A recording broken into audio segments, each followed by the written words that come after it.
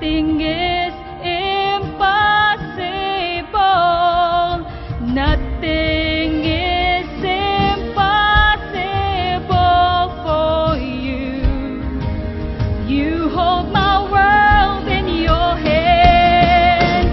Nothing is impossible for you. Nothing is impossible. Nothing is impossible for you. You hold my world in your hands. I believe you're my healer. I believe you are all I need. I believe you're my portion. I believe you're more than enough for me. Jesus, you're all I need. You're more than enough for me. Jesus, you're all I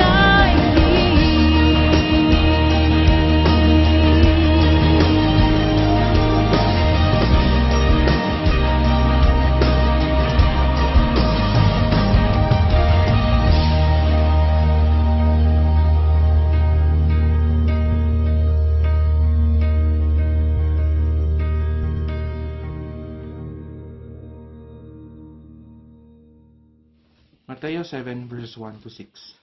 Paghatol sa kapwa. Huwag kayong humatol nang kayo'y di hatulan, sapagkat hatulan kayo ng Diyos ayon sa paghatol ninyo sa iba, at susukatin kayo ayon sa panukat na ginagamit ninyo sa iba. Bakit mo pinapansin ang puwing sa mata ng iyong kapatid, ngunit hindi mo pinapansin ang trosong nasa iyong mata? Paano mo masasabi sa iyong kapatid, halika't aalisin ko ang puwing mo, gayong troso ang nasa mata mo? Kapag kunwari, alisin mo muna ang trosong nasa iyong mata at sa gayon makakita ka mabuti at maalis mo ang puwing sa iyong kapatid. Huwag ninyong ibigay sa mga aso ang bagay na banal, baka pagkatapos ay kayo pa ang balingan at sakmalin nila. Huwag ninyong ihagi sa baboy ang inyong mga perlas, sapagkat yuyurakan lamang nila ang mga iyon. Mapagpalang araw sa mga kapatiran dyan sa First Peacemakers Church of Cainta. At lahat ng mga sumusubaybay dito po sa ating lingguhang gawain na pagsambahay. Isasama ko rin yung mga churches ng Missionary Outreach of the Philippines. Grace and peace be to all of you. Itong nakaraang linggo, pinag-usapan natin ang pagiging ganap kay Kristo at ang sangkap nito ay pagiging ganap din sa pag-ibig, katulad ng Ama na Diyos ng pag-ibig.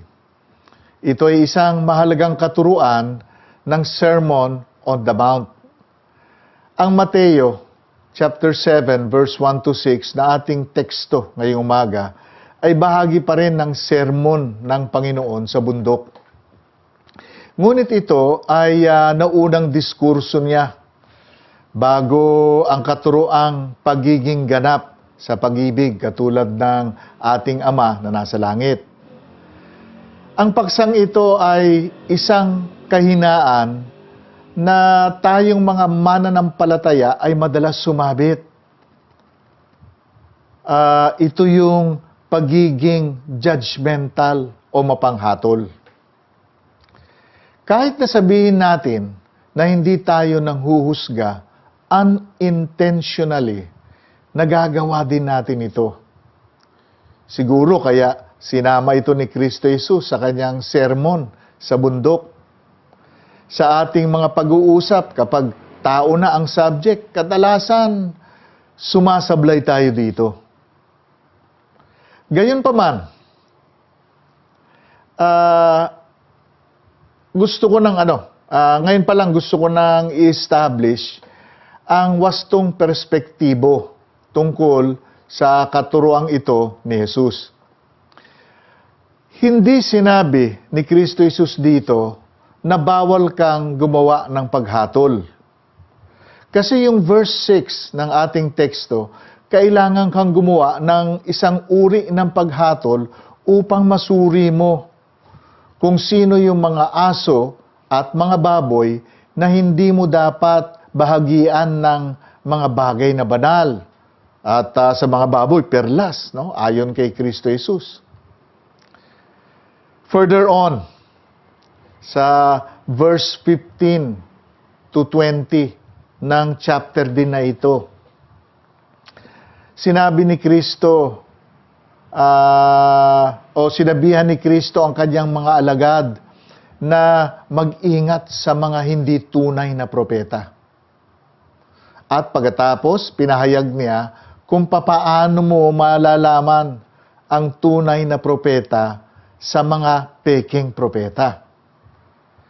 Sa pagsunod mo sa mga pamantayan na inilatag ng Panginoong Hesus, kailangan ka ding gumawa ng pagsusuri at paghahatol sa iyong pagtukoy kung sino ang totoo at peke. So, ano yung tinutumbok ni Kristo Jesus sa kabuuan ng katuruang ito? Ito yun. Hindi talaga yung gawa ng paghatol, bagkus ang ugaling mapanghatol ang kanyang pinagbabawalan. It is not about judging others, but being judgmental to others that Christ is warning us about. Sa pinaikling buod ng mensahe ngayong umaga, huwag kang judgmental. Balang kasi natin ang Matthew chapter 7 verses 1 to 6 verse by verse. Sa verses 1 and 2, ito ang nasusulat. Huwag kayong humatol nang kayo'y di hatulan, sapagkat hahatulan kayo ng Diyos ayon sa paghatol ninyo sa iba. At susukatin kayo ayon sa panukat na ginamit ninyo o ginagamit ninyo sa iba. Sa New King James Version, ganito ang pagkasalin. Judge not that you be not judged, for with what judgment you judge, you will be judged, and with the measure you use, it will be measured back to you. Sinabi ko na kanina na hindi talaga yung gawa ng paghatol ang itinutuwid ni Kristo Jesus, bagkus ang ugaling mapanghatol. Gayunpaman, bago ka gumawa ng paghatol, bago ka gumawa ng paghatol sa iyong kapwa o sa iyong kapatid sa Panginoon, isipin mo muna na mayroong Diyos na hatol din sa iyong gagawing paghatol. Sa Roma, chapter 4, verse 10, ito ang ipinahayag ni Apostol Pablo. 14 pala. Roma chapter 14 verse 10, ito yung pinahayag ni Apostol Pablo. Ngunit ikaw, bakit mo hinahatulan ang iyong kapatid? At ikaw naman, bakit mo hinahamak ang iyong kapatid? Tayong lahat ay haharap sa hukuman ng Diyos. Yung phrase na hukuman ng Diyos sa verse na ito ay isinalin sa Ingles na judgment seat of Christ. Judgment seat of Christ. Kaya sinasabi nito na haharap din tayo sa paghahatol ni Kristo Jesus sa paghatol na ginawa natin sa iba. Simple as that. Sa John, chapter 18,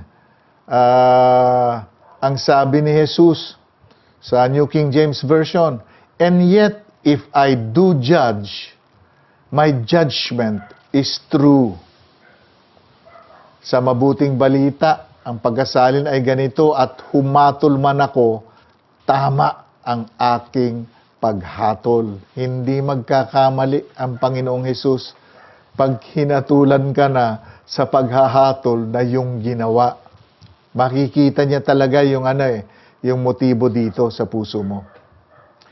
Kaya nga ang title ng mensahe natin ngayong umaga ay The Danger of Judging Others. Kasi kahit na hindi outright na ipinagbabawal ni Kristo ang paghatol sa iba, isusulit mo ito sa Panginoon na titingin sa iyong puso, bakit ka humatol ng ganito?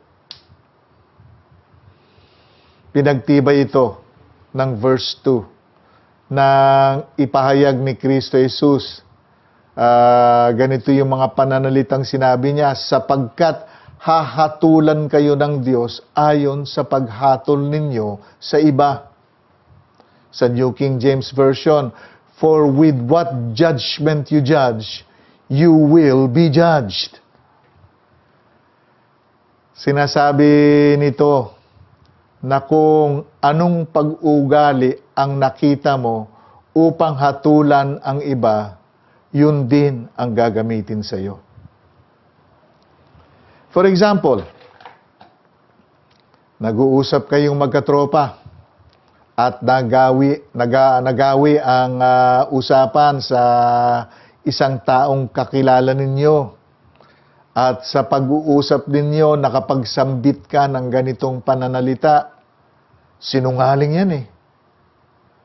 Yung salitang iyon na ginamit din, yung salitang iyon ang gagamitin din ng Panginoon upang suriin ang iyong buhay sa kanyang paghatol.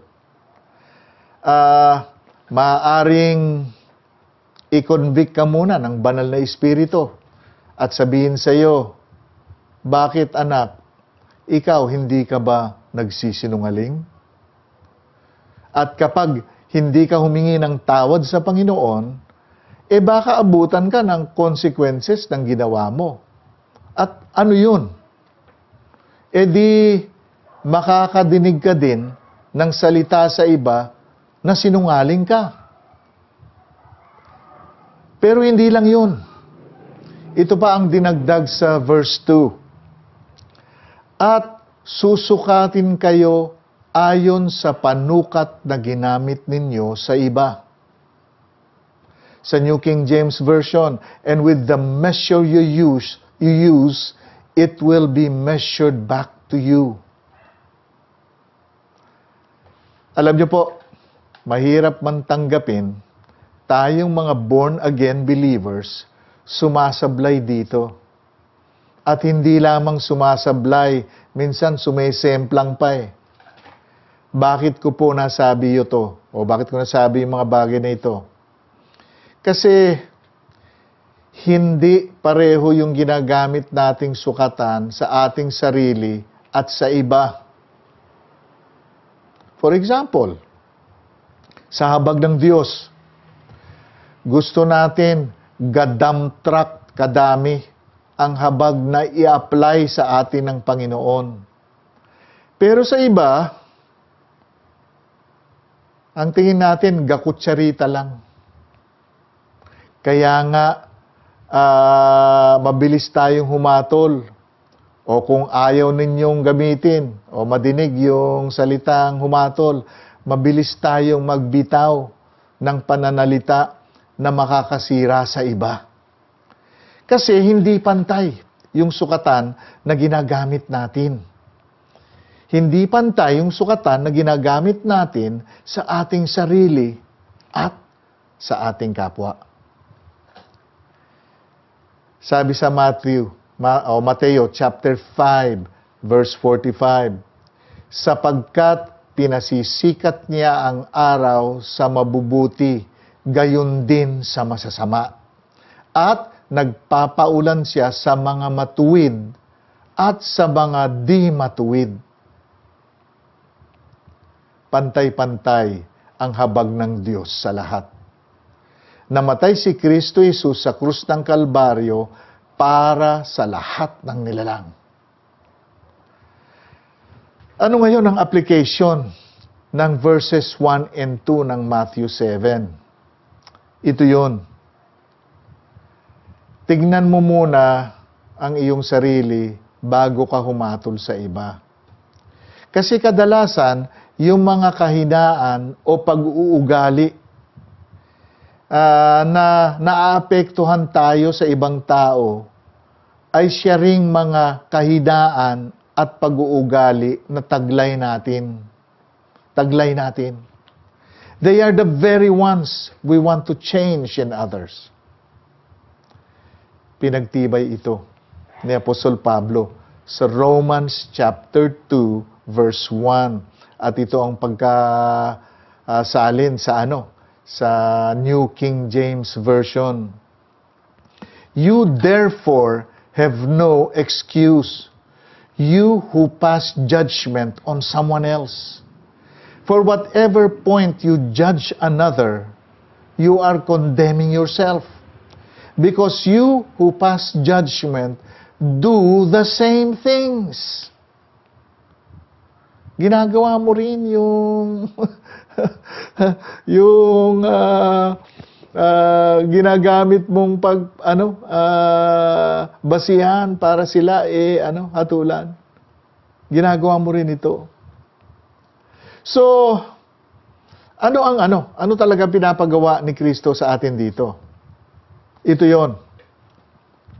Judge yourself first before you even think of passing judgment on others.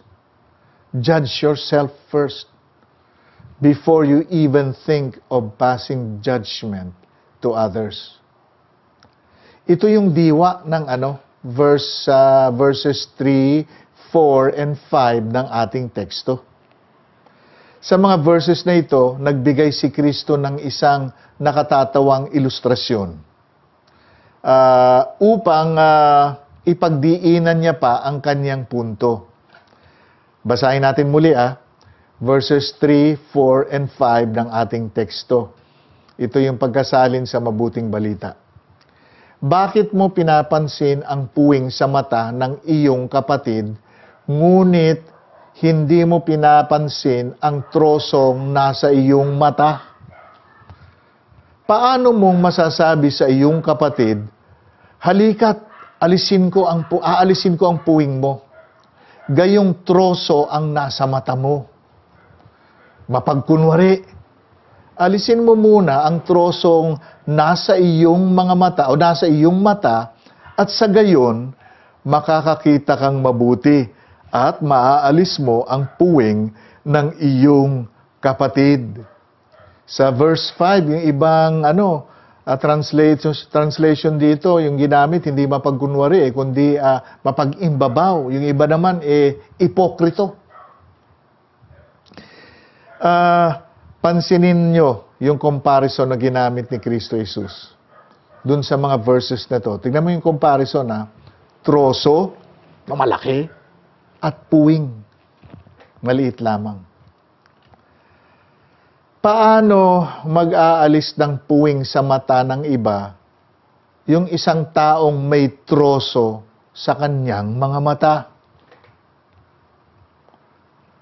Parang ganito yun Naganap ako ng magagamit ko para sa illustration Ang nakita ko ito lang Hindi naman dito troso, hindi rin ito plank. Kasi pag sinabing plank plank kasi in translation ng iba. Parang yung plank kasi 1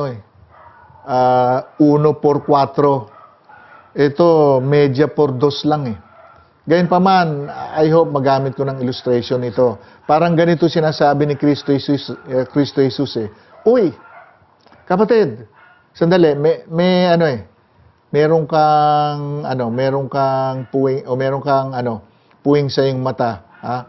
Sandali lang ha. Tatanggalin ko ha. O sige, tatanggalin ko ha. Halika dito, tatanggalin ko. Parang ganun, no? Yung nakatakip yung mata mo. Nakatatawa yung illustration ni Kristo, pero solido, ano po? It drives the point. Ganito yung mga Pariseyo na tinawag din ni Kristo Jesus na mga ipokrito. Kasi mapagpuna sila sa mga kamalian ng iba. Pero bulag at nagbubulag-bulagan sila sa mas malaki nilang mga kasalanan sa Diyos. Kaya't sila'y kasuklam-suklam kay Kristo Jesus.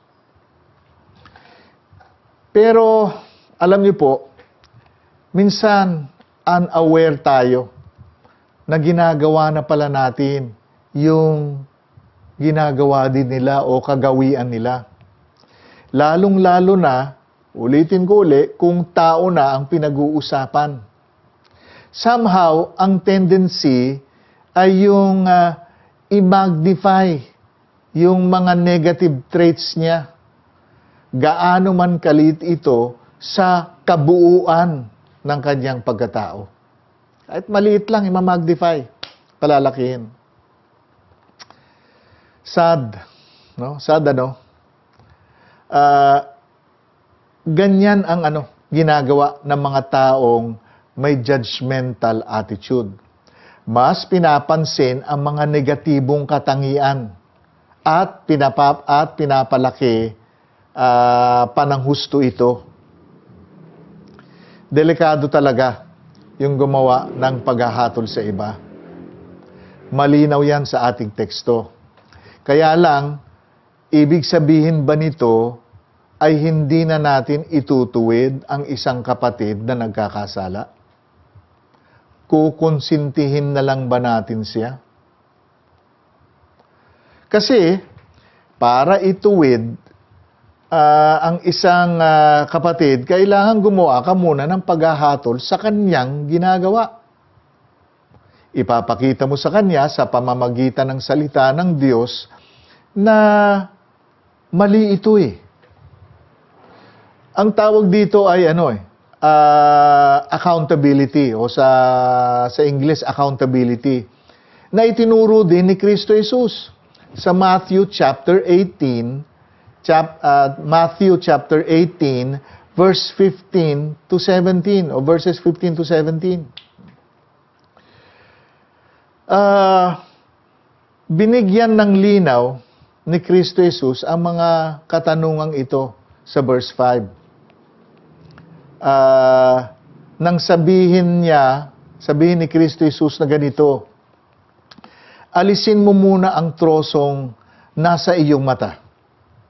At sa gayon, makakakita kang mabuti at maaalis mo ang puwing ng iyong kapatid.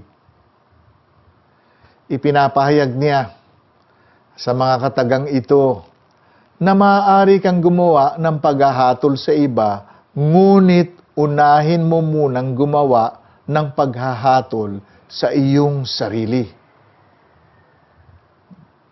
Kapag una kang gumawa ng paghatol sa iyong sarili, mas maiintindihan mo ang iyong kapatid na nais mong ituwid. Kasi masusumpungan mo rin tulad niya ang iyong pagkukulang sa Diyos. Kaya hindi na magiging personal ang dating mo. Lahat ng efforts mo ay mababalot na ng habag at ito'y kanyang madarama. It is possible to love the sinner and hate his sin if you judge yourself first. It is possible to love the sinner and hate his sin if you judge yourself first. Matagal kong pinag-isipan yung verse 6 ng ating teksto. Kasi parang nagko-contradict ito sa verse 1. Sa verse 1 kasi, sabi ni Jesus, huwag kayong humatol. At pagkatapos, pagdating sa verse 6 naman, ang sabi niya, huwag ninyong ibibigay ang bagay na banal sa mga aso at ang mga perlas sa mga baboy. Ang tinutukoy niyang mga aso at baboy sa verse na ito ay yung mga taong kalaban ng Ebanghelyo. At indirectly, sinasabi ni Kristo Jesus, hatulan niyo sila. Bagamat may sense ito, pero meron pang isang bagay na mas akma sa relationship ng verse 6 sa buong passage. At ito yung salitang discernment. Discernment. Iba ang judgment sa discernment o yung paghatol sa pag-aninaw. Sa context ng ating teksto, yung context ng ating teksto ang ginamit ko ang judgment o paghatol ay pag-alam ng pagkatao ng isang nilalang sa pamamagitan ng kanyang mga gawang lantad, yung nakikita, o tawagin na nating bunga. Bunga. Samantala, ang discernment o pag-aninaw naman ay pag-alam ng pagkatao ng isang nilalang sa pamamagitan ng udyok ng banal na Espiritu. Sa pamamagitan ng udyok ng banal na Espiritu. Okay, bago kayo, before you draw into conclusion, sabi ko, ay yung context na ginagamit ko dito, yung ating passage. In the general sense, judgment is finding the truth in a person or situation through external means, yung outward manifestation or evidence. Panlabasan. Nakikita mo yung katotohanan. Discernment is finding the truth in a person or situation, whether good or bad, through internal means. Panlooban naman ito. The inside promptings of the Holy Spirit. Sa aklat ng Mateo, chapter 7, verses 15 to 16, malalaman mo ang mga hindi tunay na propeta sa pamamagitan ng kanilang mga gawa o bunga. Ito yung sabi ni Jesus. Paghatol o judgment ang ginagawa mo dito. Dahil ang mga gawa at bunga ay lantad at nakikita. Kaya, masusuri mo ang kanilang tunay na pagkatao sa ebidensya na iyong nakikita. At ito ang basehan mo sa paggawa ng paghatol. Sa 2 Timothy, chapter 1, verse 7, sa King James, nasusulat, For God has not given us a spirit of fear, but of power and of love and of a sound mind. Underline niyo yung sound mind. Naniniwala ako na ang isang anak ng Diyos na buong pusong nagpapasakop kay Kristo Jesus ay magtataglay ng isang sanctified at balansing pag-iisip upang magawa ang wastong desisyon o paghatol. Bukod dito, pinangakuan din tayo ng karunungan ng Ama. Sa mga pagkakataong kailangan natin ito. Saan mo mababasa yan? Sa James chapter 1, verse 5 and 6. If anyone lacks wisdom, ask, and it shall be given. Kaya nga makakapagbigay tayo ng wastong paghatol dahil sa dalawang ito. Sa Mateo 7:6, walang lantad na ebidensya. Yung sa ating text, yung Matthew chapter 7 verse 6, yung mga aso at mga baboy. Dito, walang lantad na ebidensya ng tunay na pagkatao ang mga tinatawag ni Kristo na aso at baboy sa verse na ito. kailangan mo ng discernment na kaloob ng banal na Espiritu upang makilala mo sila.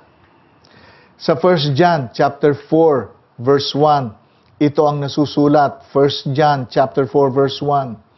Do not believe every spirit, but test the spirits to see whether they are from God. Because many false prophets have gone out into the world.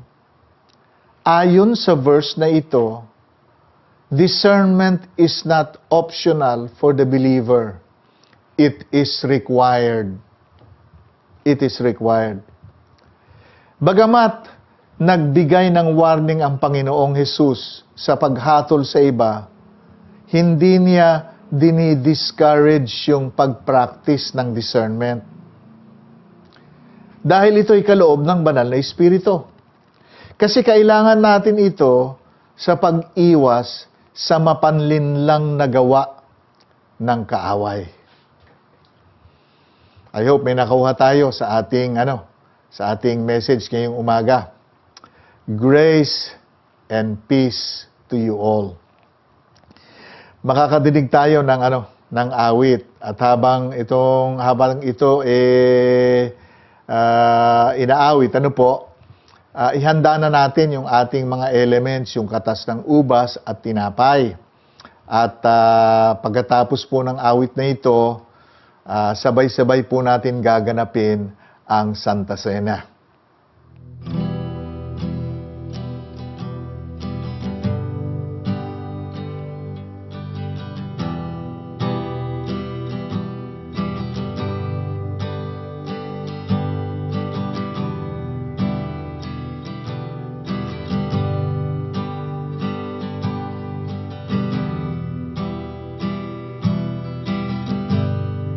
Lord, we are eternally grateful that you are who you are, that you are our everlasting Father, Prince of Peace, our intercessor. We marvel at your faithfulness, your goodness, that even as we are in the midst of all this trouble in the world, our hope, our confidence, and our assurance is in you, Jesus. You are the God who is in control of our lives. Amazing grace, to see how much that love is for all of us. All these pieces, broken and scattered, in mercy gathered, mended and whole, empty-handed, but not forsaken. I've been set free. I've been set free. Amazing grace, how sweet the sound that saved a wretch like me. Oh, oh, I once was lost, but now I am found. Was blind, but now I see. Oh, I can see you now. Oh, I can see the love in your eyes, laying yourself down, raising up the broken to life.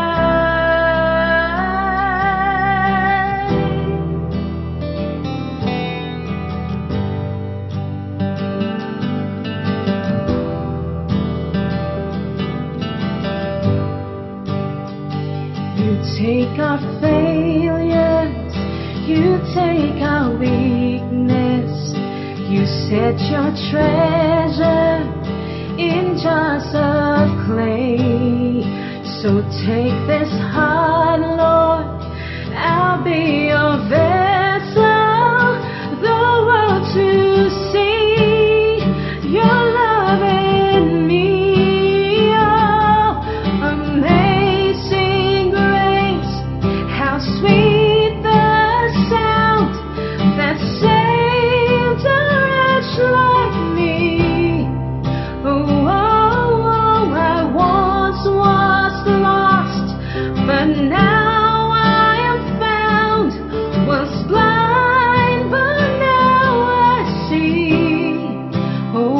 can see you now.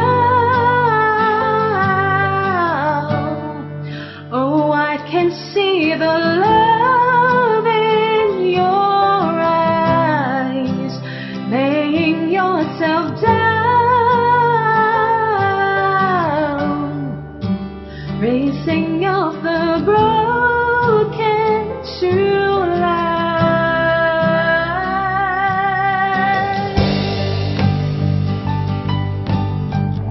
Yes, Lord, you're working in our lives. And we entrust to you. We entrust to you all fully, Jesus. You are in control. Have your way in our lives. Have your way in our lives. You are God whose love is everlasting. Your name is Jesus. Thank you, Lord, for your faithfulness to us. Hallelujah.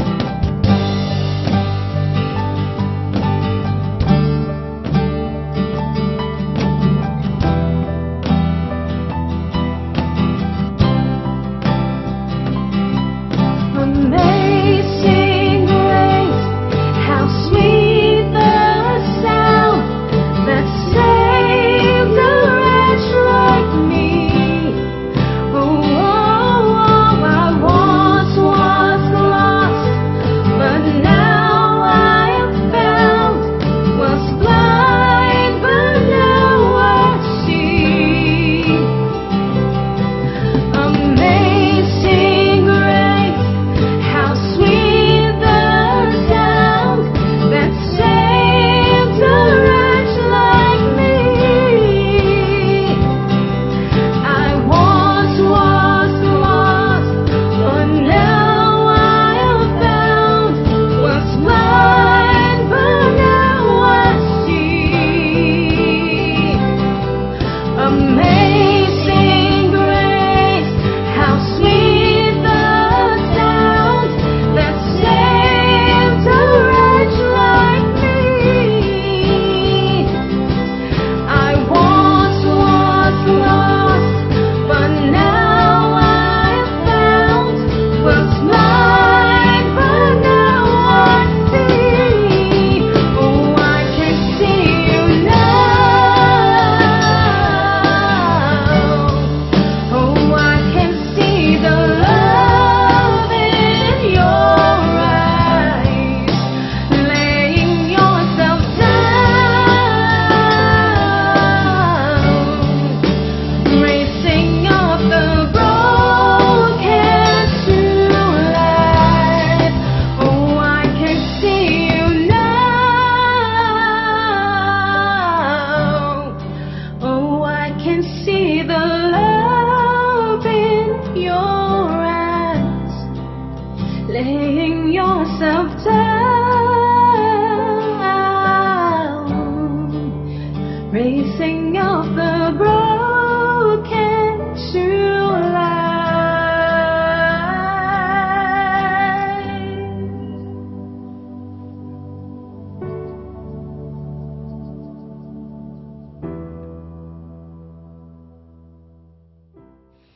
O sige po, tayo ay dadako na sa ating Santa Cena. Manalangin muna tayo, pag-pray natin yung mga elements. Amang makapangyarihan sa lahat, narito kami, O Diyos. At sabay-sabay kaming gaganap nitong Santa Cena na binigay mo sa amin na isang gawain na ipagpatuloy namin hanggang sa yung muling pagbalik. I-bless mo ang mga elements namin, Panginoon, yung tinapay at yung katas ng ubas, Panginoon, na aming gagamitin. Na, O Lord, sa aming pagganap nito, kami, O Diyos, ay makatanggap ng panibagong kasiglaan at pag-asa, Panginoon, ng ine-expect namin mangyari, O Lord. Ito yung pagbalik mo at pagkuha mo sa bawat isa sa amin upang maulit-uli ang gawain ito na kasama ka na namin, Panginoon, sa salo-salo. Salamat po, maghari ka sa aming gagawin. Ito ang aming dalangin sa pangalan ni Jesus. O sige, nakagather na po ba lahat? Yung mga, yung mga ama ng tahanan o yung maglilid ng ng Santa Cena.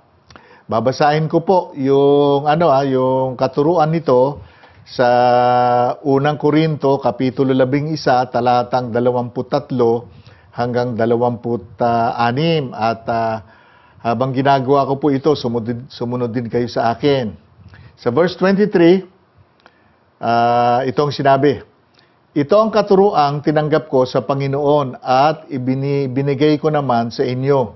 Nung gabing siya ipinagkanulo, ang Panginoon ay dumampot ng tinapay.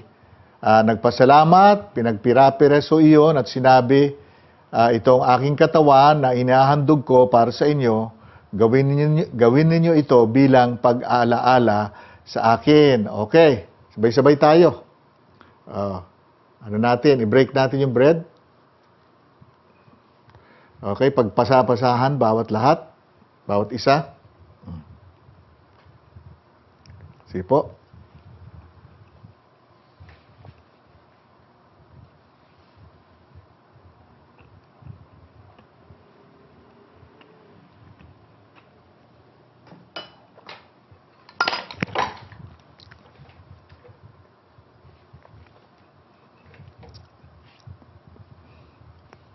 Sige, handa natin ang katas ng ubas. Matapos magapunan, dumampot din siya ng kopa at sinabi, ang kopang ito ang bagong tipan ng Diyos na pinagtibay ng aking dugo. Tuwing iinumin ninyo ito, gawin ninyo bilang pag-aalaala sa akin. Sapagkat tuwing kakain kayo ng tinapay na ito at iinom sa kopang ito, ipinapahayag ninyo ang kamatayan ng Panginoon hanggang sa kanyang muling pagparito. Sige po, tayong lahat.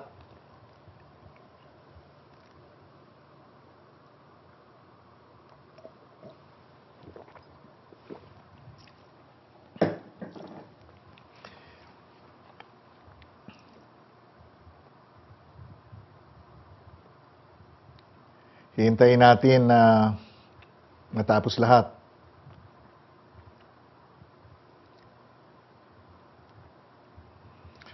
Okay, sige po.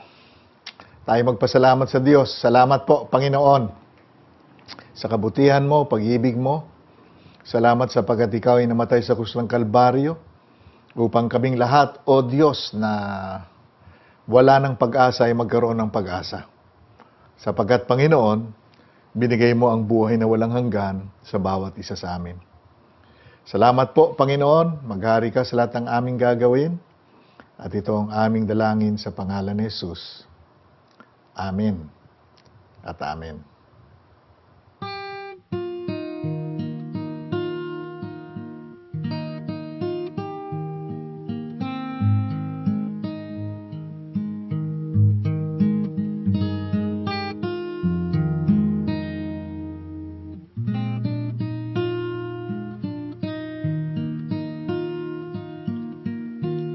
And here we are, lifting our hands to you.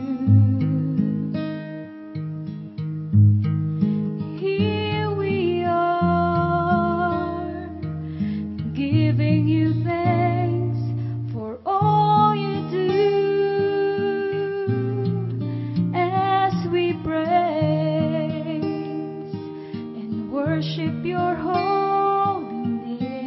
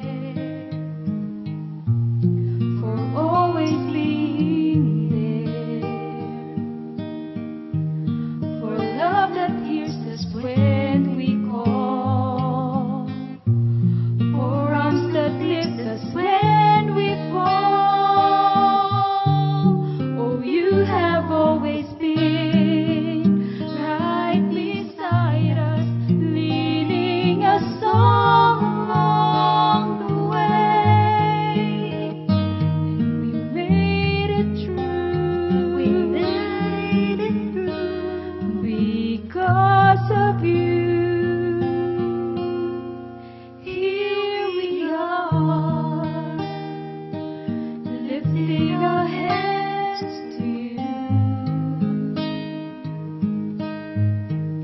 Here we are, giving you thanks for all you do. As we praise and worship your holy name. You are here, dwelling within our praise. For days we cannot see, for all that's yet to be, so much yet to be. The trials we may have to face, when we'll be leaning on your grace. It will be your strength that saves us, your love that makes us strong. And through it all, we'll sing this song. Here we are, lifting our hands to you. Here we are, giving you thanks for all you do. As we praise and worship your holy name. You are here, dwelling within our praise. You are here, dwelling within our praise. You are here, dwelling within our praise.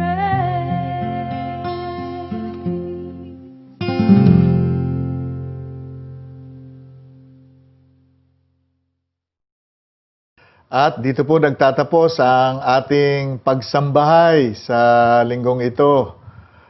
Kita-kits po ulit tayo sa susunod na linggo.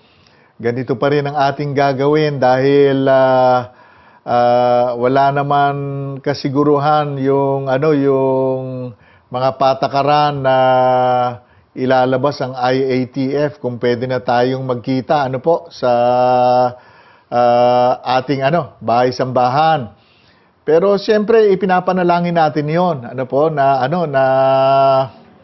lumubog na ang araw sa COVID-19 para makapagsama-sama uli tayo, makapag-fellowship uli dito sa sa Luisa Building, sa ating bahay-sambahan. Pero sa ngayon, ganito po muna tayo ang ating virtual worship na tinatawag nating pagsambahay. So tayo po ngayon ay dumako na sa panalangin. Nagpapasalamat kami, Panginoon, sa kabutihan mo, sa pag-ibig mo na di nagmamaliw. Salamat sa iyong dakilang katapatan. Salamat, O Diyos, sapagkat hindi mo kami pinapabayaan. Salamat din, Panginoon, kasi, O Lord, mahigit 4 na buwan na. Ngunit ako, Panginoon, wala pa rin akong nadidinig na may nahawa sa amin sa virus na ito. Salamat, Ama, sapagkat ganap ang proteksyon na binibigay mo. Gayunpaman,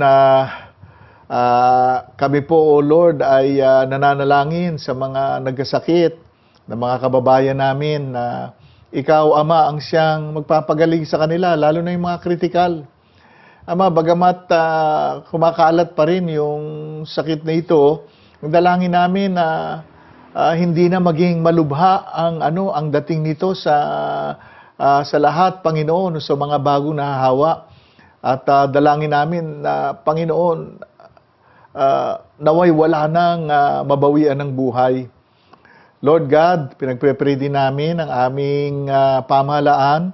mga namiminuno ng aming bansa na sa kanilang mga desisyon na gagawin, mga programa at mga patakaran, Panginoon, na kanilang ibababa, Panginoon, sa taong bayan. Lord, I pray na hindi lamang makatulong ito sa pagbabalik ng sigla ng aming ekonomiya, pero Lord, God, dalangin namin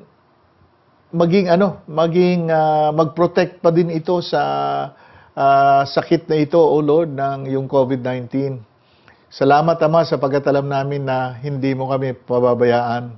Yung aming mga kapatid na nagtatrabaho, yung lumalabas na ng mga tahanan, Lord God, abutin mo. Pangalagaan mo sila, Panginoon, na magiging matiwasay ang kanilang paglabas ng tahanan hanggang sa pagbalik muli. Yung mga nagwo-work from home, O Lord, ikaw din, Panginoon, ang siyang sumubaybay sa kanila, pangalagaan mo sila, Panginoon, sa lahat ng kanilang ginagawa. Lord, dalangin din namin, Ama, na kahit na po maraming mga restrictions ngayon, O Diyos, Lord, yung witness namin na bilang mga anak mo, lalo pang magliwanag upang marami pa, O Diyos, makasumpong ng kaligtasan na galing sa iyo. Salamat po, O Diyos. Maghari ka sa bawat pamilya at sa bawat miyembro ng kawan ng FPCC. Salamat po, Panginoon. The Lord bless you and keep you. The Lord make His face to shine upon you and be gracious unto you. The Lord lift up His countenance upon you and give you peace. Amen and amen. Muli, God bless you all.